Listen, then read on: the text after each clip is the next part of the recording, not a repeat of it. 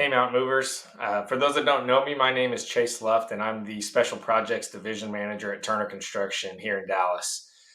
I've been honored to been asked by Kevin to share a little bit of what the Lord's been teaching me lately. And so today I want to spend some time talking about the value of having difficult feedback conversations, not just downward, but also upward within your organization. I've been going through my own personal feedback journey as of late, and especially in the last couple of months where I've received a 360-degree review.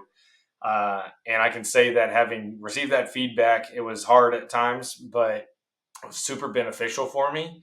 And as I reflected on that, I really thought about, you know, receiving feedback is challenging, but so is giving feedback. It's a really difficult thing to do sometimes, and but very very much important. And having hard conversations and giving constructive feedback is necessary, but also very uncomfortable. And we tend to avoid, if you're anything like me, having those conversations. You don't want to be hurtful, or you don't want to have an awkward conversation.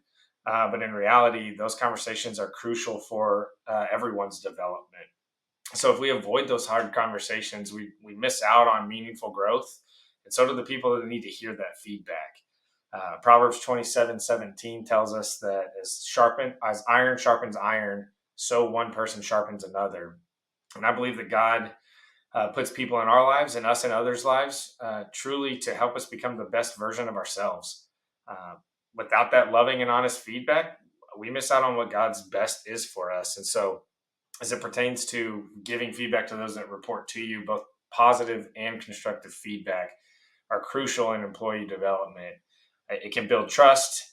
It can provide clear and actionable insights for that employee and how they can grow. And the reality is that when leaders invest time in their staff and show that they're for them and that they care about their growth, uh, employees are going to be way more receptive to that feedback. And in the long term, it really builds a culture of trust and continuous improvement within your group or organization. And so I just say, as you prepare for those conversations, remember Ephesians 4:15 that encourages us to speak the truth in love. And so the encouragement there really comes down to being prayerful and walking with the Spirit as you prepare for that conversation, because it is hard and but necessary. Now, I would also say that most people view feedback as something that we give downward, but I would argue that it's equally, if not more important, to give the timely feedback upward to those that you report to. Leaders often don't get honest and timely feedback about their leadership, how they're perceived among their team and organization, or the impact that their leadership is having on the organization. And I've experienced this firsthand, just being able to see a leader that I interacted with, and they were very much perceived as a micromanager. And while that was never their intent, it was just true for what how they were perceived. And so uh, they were able to have a really challenging, hard conversation, but it truly, they took that, received that feedback, and adjusted and improved, and then it ultimately built trust between those two employees, which was really cool to see. And so, as it as giving feedback goes, I don't know if anybody's like me, but I've learned that what's called the sandwich model, which is essentially saying something really nice to them, giving some hard feedback, and then topping it off with some really nice things too. And while that seems really nice, in reality, uh, it doesn't have the impact that it needs to have to help somebody grow. And so, with that, I want to share a different feedback model today that's really helped me, in hopes that it can help others too today. And it really starts with having a humble approach and to the conversation, and showing empathy and genuine care for that person.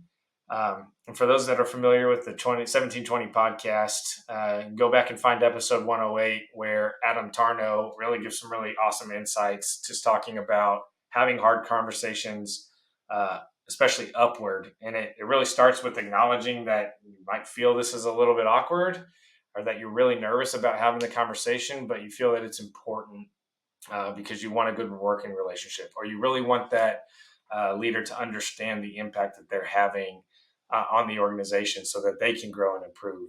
Whatever that purpose is, it's important to share that. And then you're really able to jump into the model, which is sharing what you're observing, explaining the effect it's having, seeking to then understand the context around why they are doing some of the things that you're observing, and then working together, hopefully, to kind of create some action steps to improve there.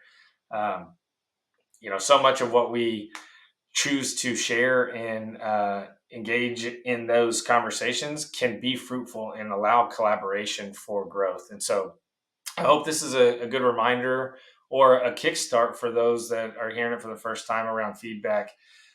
As leaders, the importance of giving feedback and leading out and having those hard conversations. And so I'll leave you with this.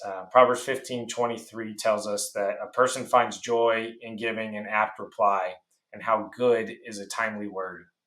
And so I encourage everyone to really embrace these conversations as opportunities to show genuine care, give timely feedback, and just show love for the people that you get to work with every day. Uh, Thank you for letting me share today, and I hope it's impactful in your feedback journey.